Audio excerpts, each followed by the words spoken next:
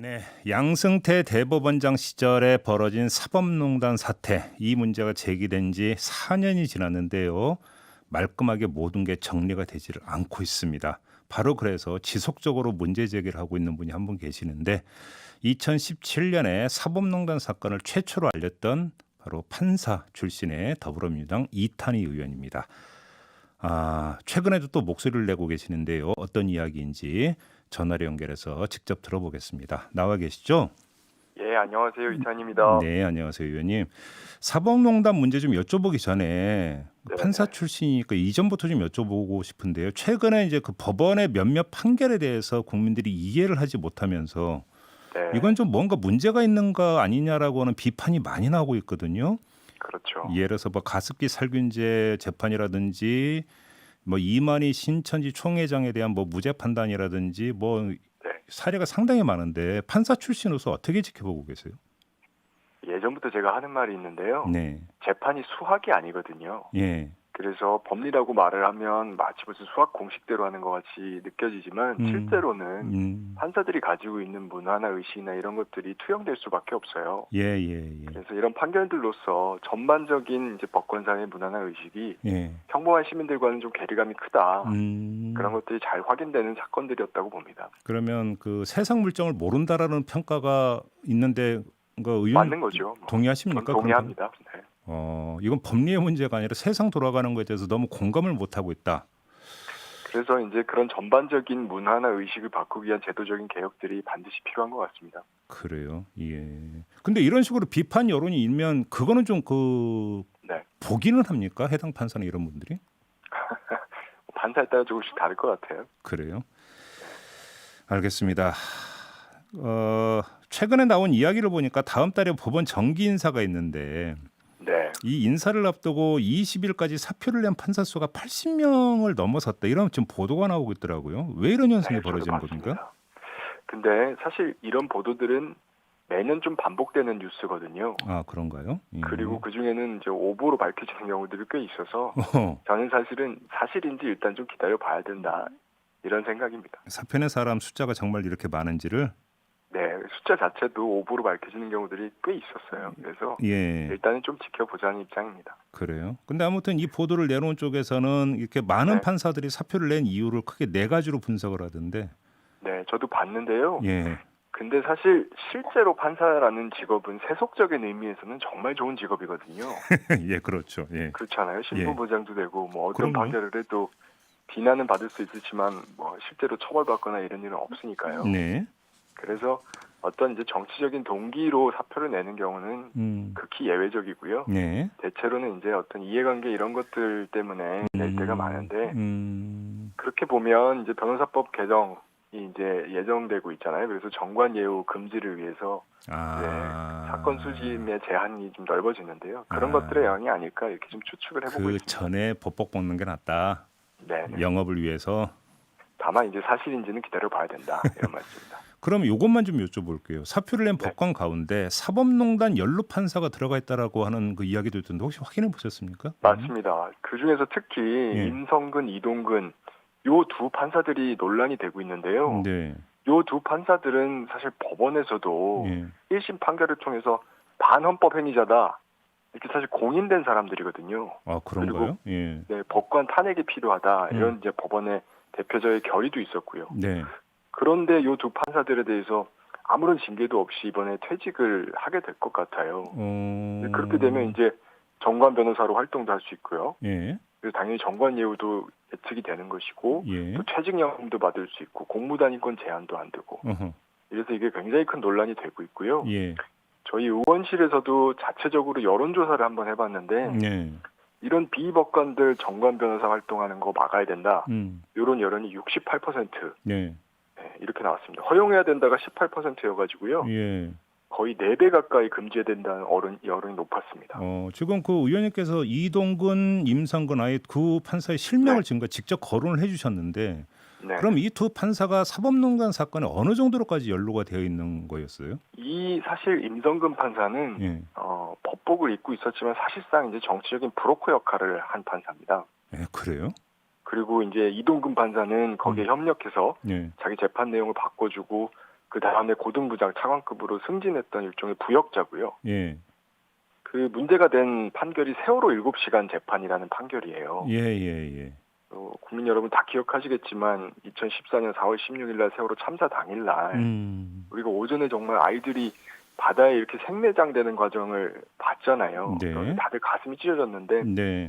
이제 7시간 뒤에 박근혜 대통령이 갑자기 중대본에 나타나서 아이들 갇혀 있어요? 이렇게 국민들한테 되묻는 사건이 있었잖아요. 네. 예.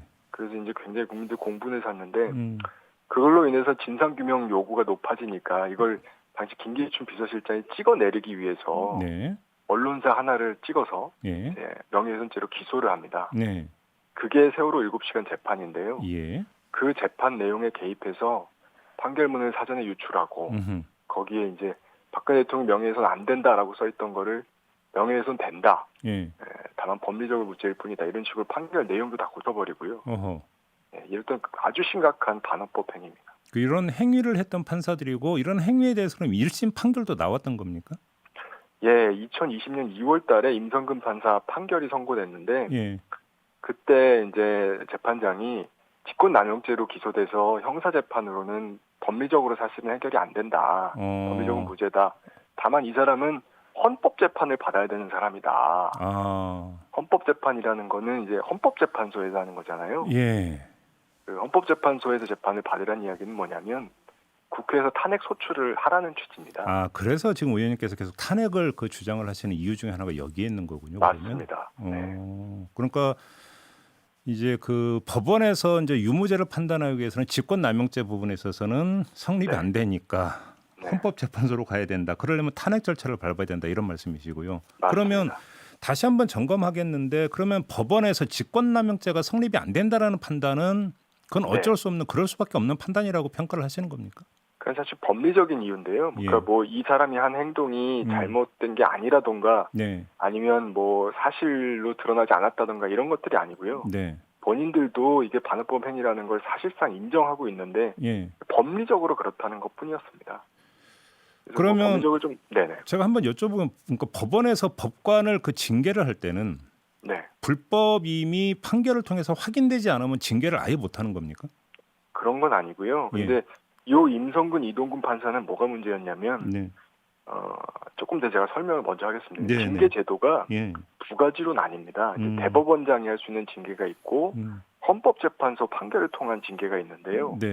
대법원장이 하는 징계는 정직 1년까지밖에 못하는 데다가 징계 시효가 3년밖에 안 돼요. 근데 요 두 판사는 2015년도에 이 반헌법 행위를 했는데 밝혀진 건 2019년입니다. 징계 시효가 지나버렸다? 그렇죠. 그래서 헌법재판소에서 이제 탄핵 판결을 통해서 파면을 해야 되는 상황으로 왔는데 왜냐하면 탄핵은 또 시효가 없거든요. 예, 그렇죠. 그래서 헌법재판소를 통한 탄핵 징계를 해야 되는 상황이었다. 그런데 국회가 소추 절차를 그동안 이행하지 않고 있었다. 이런 상황입니다. 국회는 왜 응답이 없는 걸까요? 뭐 저도 이제 국회 일원이 돼서 뭐라고 말씀드리기 죄송한데요. 일단은 사실은 솔직히 이 두 판사가 이렇게 갑작스럽게 퇴직을 할지 모르고 기회가 있을 거라고 좀 기다리고 있었는데 좀 다급해진 측면이 있죠. 그래서 뭐 저희들 지금 저를 포함해서 여러 의원들이 좀 뜻을 모으고 있는 상황입니다. 아니 그 최소한 그 21대 국회가 구성이 돼서 민주당이 어떤 그 압도적인 다수 의석을 확보를 했으면 바로 추진할 수 있었던 거 아닌가요? 하여튼 뭐 지금이라도 빨리 움직이도록 하겠습니다. 그러면 어떻게 좀 그 팔걷어 붙이면 탄핵까지는 갈 수 있다고 보시는 겁니까? 근데 지금 법법 끊고 당장 벗어버릴 수 있는 거잖아요. 지금 이 두 사람은. 그래서 저도 시간이 좀 없어서 굉장히 다급한 상황인데요. 뭐 아직은 제가 구체적인 거 말씀드리긴 이르지만 많은 국회의원들이 이 문제의 심각성을 인식하고 노력하고 있는 중이다. 이렇게 말씀드립니다. 그러면 조만간 탄핵소추안이 발의될 수도 있다로 이해를 해도 되는 겁니까, 의원님? 그건 조금 앞서가시는 것 같고요. 좀 저희가 단계적으로 추진을 해야 되니까요. 또 때가 되면 말씀드리겠습니다. 알겠습니다. 그러면 아무튼 해당 의원이 아니죠. 해당 판사들에 대해서 탄핵을 추진하는 거 말고 이런 일이 다시 재발되지 않도록 뭔가 좀 그 개선책이 있다면 그게 어떤 게 있을 수가 있는 겁니까?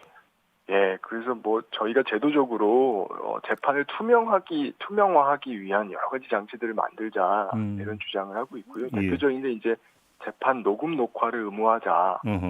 또 판사 평가 제도를 도입해서 변호사들 또 재판 받은 사람들이 평가에 참여하도록 하자. 예, 제도적인 대안들을 내놓고 있습니다. 다만 예. 저희가 이제 느끼는 거는 제도 개혁도 분명히 필요하고 반드시 할 건데요. 예. 일단은 잘못한 사람들에 대한 단죄가 꼭 필요하다. 그게 없으면 재판의 공정성에 대한 믿음이 회복되긴 정말 어려울 것 같다. 예. 이런 생각입니다. 아무튼 근데 그럼 다시 한번 확인하는데 이 두 판사가 만약에 판사직을 내려놓고 뭔가 법복을 벗는 순간에는 탄핵 소추는 애당초 불가능해지는 겁니까? 퇴직하고 나면 어려워집니다. 퇴직하고 나면? 퇴직하기 전에. 예. 그럼 일단 공무원에 대해서만 할 수 있습니다. 그러면 법원에서 일단 사표를 수리를 안 하는 어떤 이런 임시 조치는 불가능한 건가요? 우리 법상으로 탄핵 소추안이 발의되면 사표 수리를 할 수 없게 되어 있어요. 예. 그러니까 그런 것들에 따라서 뭐 달라질 수도 있겠죠. 예. 그 개선책 질문 마저 좀 이어가면 지금 뭐 일부는 좀 되고 있는 것 같은데 아까 이제 세상 물정 모른다 이런 얘기도 잠깐 나오지 않았습니까? 그래서 이제 물론 어차피 이제 사법고시도 없어지긴 했으니까 변호사 활동을 하거나 했던 이런 분들을 적극적으로 판사로 임용하는 거 폭을 좀 넓혀야 되는 거 아니냐는 이야기가 나오던데 동의하세요, 의원님도? 예, 저는 뭐 절대적으로 동의하고요. 예. 지금 이제 시행되고 있는 제도에 따르면 이제 2026년이 되면 변호사 경력 10년을 갖춰야지만 법관이 될 수 있게 되거든요. 네. 근데 이제 그 속도를 조금 더 빨리 하는 것도 좋겠다. 그런 생각을 가지고 있습니다. 근데 이런 이야기 하니까 바로 따라붙는 이야기가 하나 있더라고요. 다 좋은데 그 변호사도 대형 로펌 출신 이런 사람들만 가면 결국은 또 마찬가지 결과가 있는 거 아니냐 이런 지적도 나오던데요. 그 비판도 타당하고요. 예. 뭘 같이 바꿔줘야 되냐면 법관을 임용하는 임용위원회가 있습니다. 법관 인사위원회라고 부르는데요. 예. 이 위원회를 사실 판사들이 주도하도록 설계가 되어 있어요. 근데 판사들이 주도하면 사실 기존의 관행대로 뽑으려고 하는 경향이 있거든요. 그렇겠죠. 예. 기존의 관행이라고 하는 건 대학 쏠림도 있고 또 대형 로펌 쏠림도 있고 이렇기 때문에 될 수 있으면 판사 임용위원회, 인사위원회에 외부위원들이 많이 들어가서 그 사람들이 주도할 수 있도록 해줘야 된다. 좀 이런 개선책도 같이 시행이 돼야 될 것 같습니다. 그러면 의원님께서 이 검찰 내 남녀 불균형 문제라든지 특정 대학 및 지역 쏠림 현상이 심각하다면서 그 해결책으로 개방형 검사 임용위원회 도입을 제안하신 바가 있지 않습니까? 맞습니다. 이걸 법원에도 그대로 그러니까 적용하면 되는 거 아닌가요? 맞습니다. 법원에도 그렇게 적용할 수 있도록 법 개정도 추진하고 있습니다. 법 개정도 법원 반응을 좀 혹시 체크해 보셨습니까? 이제 법을 내면 대법원에서 공식 의견이 나올 것 같은데요. 네. 항상 바꾸는 건 별로 안 좋아하니까요. 결국 참. 근데 이제 개혁은 재판 받는 국민을 위해서 하는 거니까요. 네, 좀 국회가 할 일이 참 그 인터뷰를 하면서 느끼는 것이 참 많은 것 같은데 속도가 너무 더딘 것 같아요. 하여튼 저도 이제 정치 한 6개월 하면서 만만치 않다 이런 거 많이 느끼고 있는데요. 그래요. 열심히 하겠다 이 말씀밖에 못 드리겠네요. 알겠습니다. 그리고 조금 전에 의원님께서 여론조사 결과를 잠깐 말씀을 해주셨기 때문에 저희가 이걸 방송에서 밝혀야 되는데요. 요거는 이탄희 의원께서 리서치뷰에 의뢰해서 지난 16일부터 17일 이틀간 조사한 결과다. 요즘 함께 전해드리면서 인터뷰 마무리하겠습니다. 고맙습니다, 의원님. 예, 감사합니다. 네, 지금까지 더불어민주당의 이탄희 의원이었습니다.